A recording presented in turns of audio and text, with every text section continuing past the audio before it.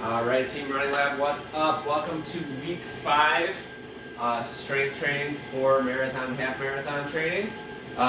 You guys have been kicking butt so far.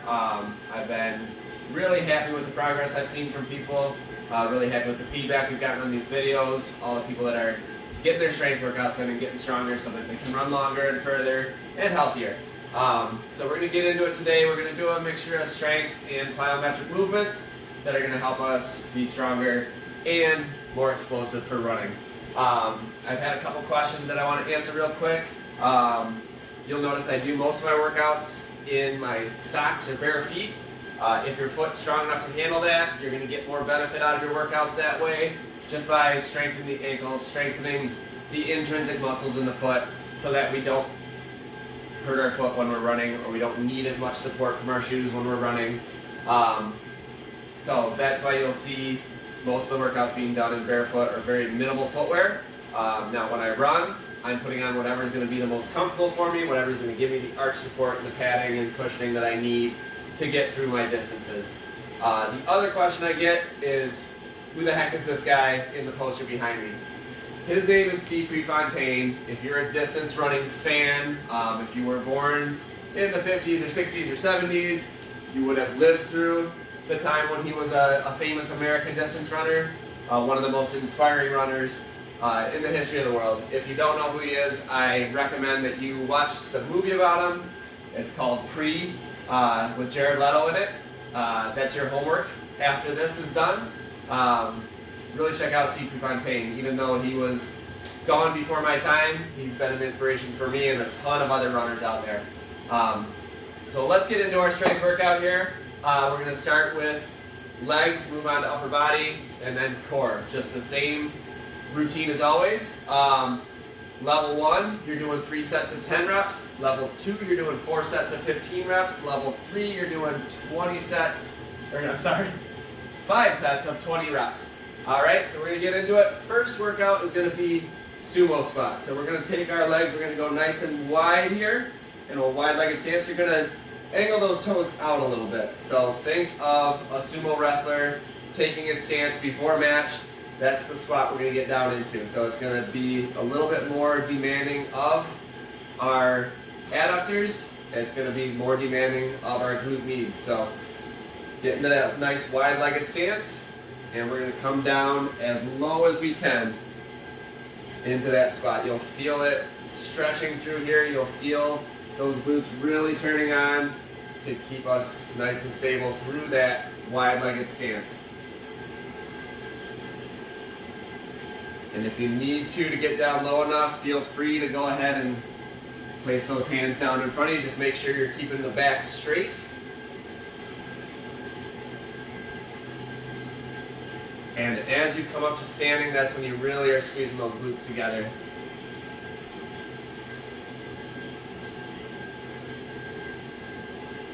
9 and 10. All right, moving into reverse lunge knee drives. So these are going to be a combination of strength and plyometrics.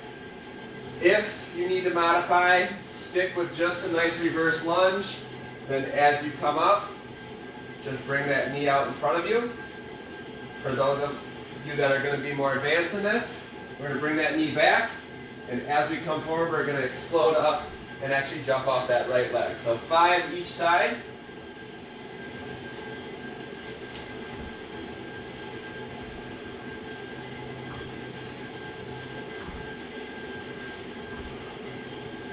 And then just to switch sides.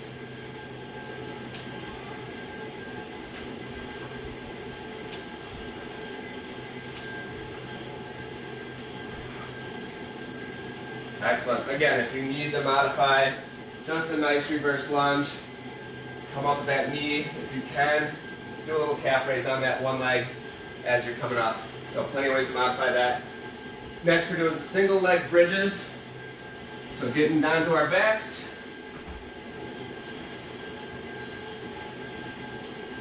Just the same as doing a double leg bridge. And if you need to, this is fine. But we're going to try to do it with just one leg, 5 times each side. Bring your opposite leg up You can hold in front of the knee or hold behind the knee. I hold behind the knee so I don't put so much tension on the knee itself. And you're just going to raise up to that same level.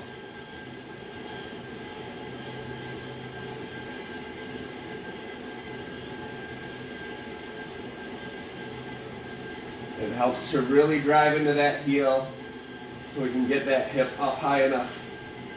And switch sides and do it 5 times on the other side.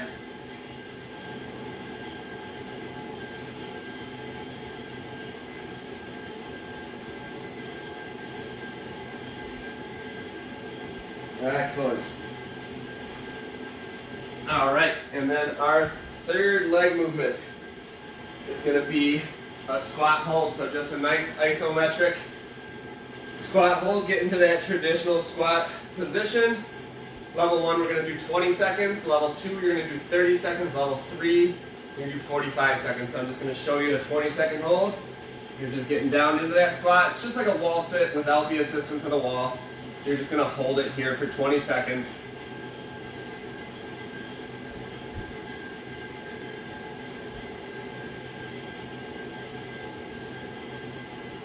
And if you need to come out of it for a second, come out of it, get back down into it when you can.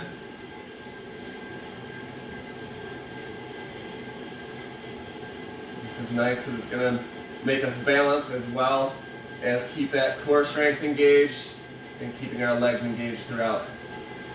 All right, and then coming back up. That's it for legs. Moving on to upper body.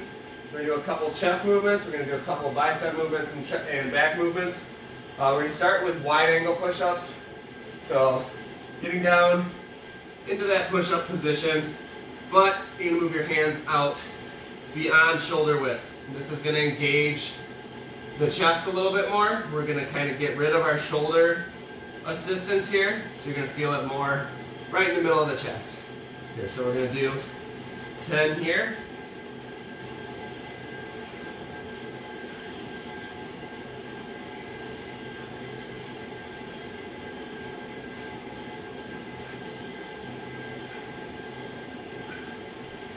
And then we're going to bring it inside, so 10 diamond push-ups now. So diamond push-ups, you're really working the triceps more than the chest. So bring your hands together to create a diamond with your index fingers and thumbs. And then come down. You might have to widen your feet out a little bit more to stay balanced in this movement, or come down on your knees because this is a harder push-up.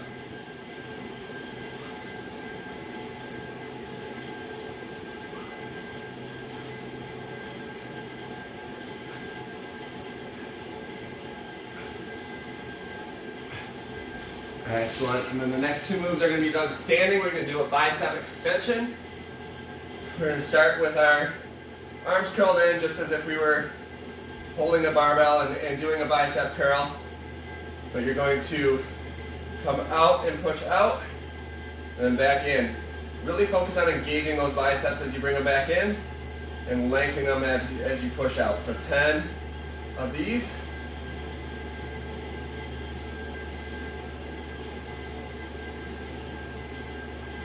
You get kind of a pulling and pushing aspect here. So you feel it in the back as you push out, feel it right in those biceps as you clench in. And then 10. And then we're going to do W extension. So almost like a lat pull down. You're to see at the gym that bar that hangs down on the cable that you're going to pull down and really pull your shoulder blades down your back. Really engage those lats that kind of go down the back side of our upper back. Really important muscle for creating posture for running. So you're going to start up, and you're going to come down to a nice W shape. Really try to open that chest and bring those shoulder blades together.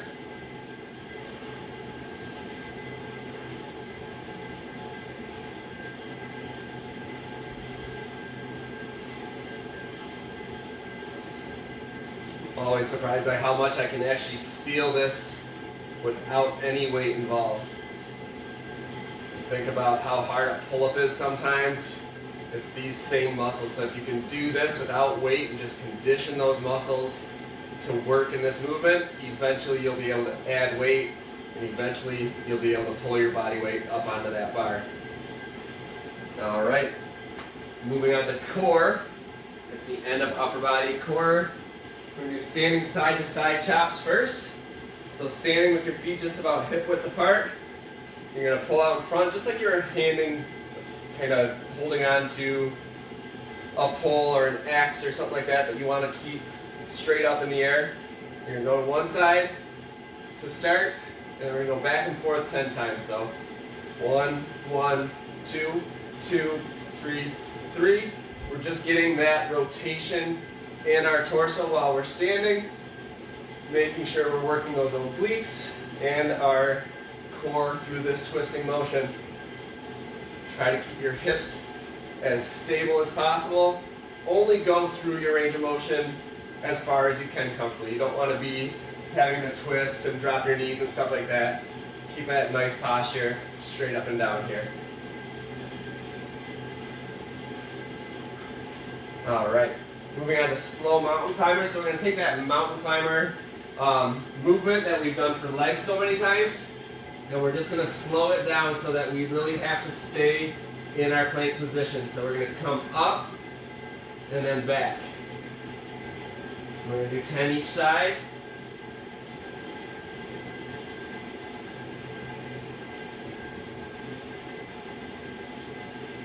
I want you to focus on your form more than anything here. So slow it down as slow as you need to go to keep that core engaged, to keep that back straight.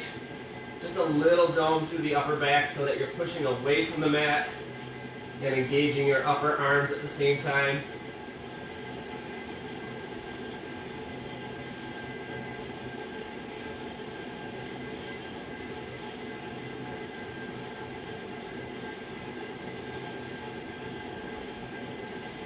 Alright, awesome. You should really feel that lower transverse abdominal turning on there. Really going to help our lower core and the movement of our legs. Next, we're going into plank saws. So we're getting back down on the ground. We're getting on our elbows this time. You get into that traditional elbow plank position. And instead of staying stagnant here or staying isometric, you're going to go back and forth, just like you're one of those big saws that you see two people using to cut down a tree. And try to remain rigid through this movement. Keep your core nice and engaged. Keep those glutes engaged. Try not to sag through the midsection. Bonus, you get a nice little calf stretch here. Feels good while your core is just burning.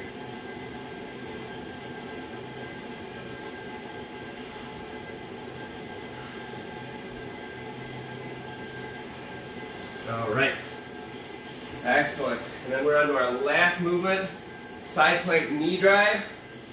This one specifically so good for runners because we are creating an isometric hold while we are moving our legs. So I like to bring my arm to like a 90-degree angle here and then just aim for my hand with that knee. So 10 times each side on this.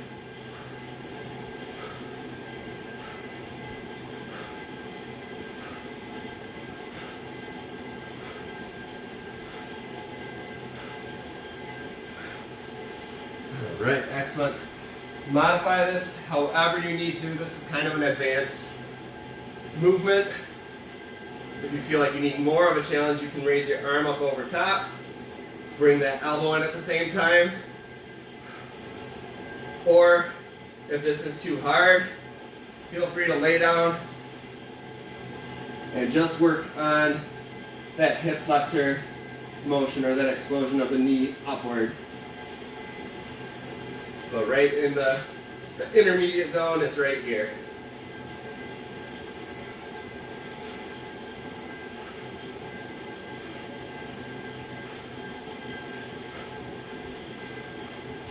All right, excellent. That's it for week 5. You guys are killing the runs, you're killing the strength workouts, seeing lots of good work done on speed training day. You guys that are getting in the pool or riding the bike, cross-country skiing, doing whatever you do for cross training. Keep it up. Put in a lot of work so far, but we are not even close to done. You're going to be amazed by how much stronger you're going to get over the next few weeks now that we've started to see some results. So keep it up, Team Running Lab. Proud of you so far. We're going to put in a ton of good work still. All right, have a good day.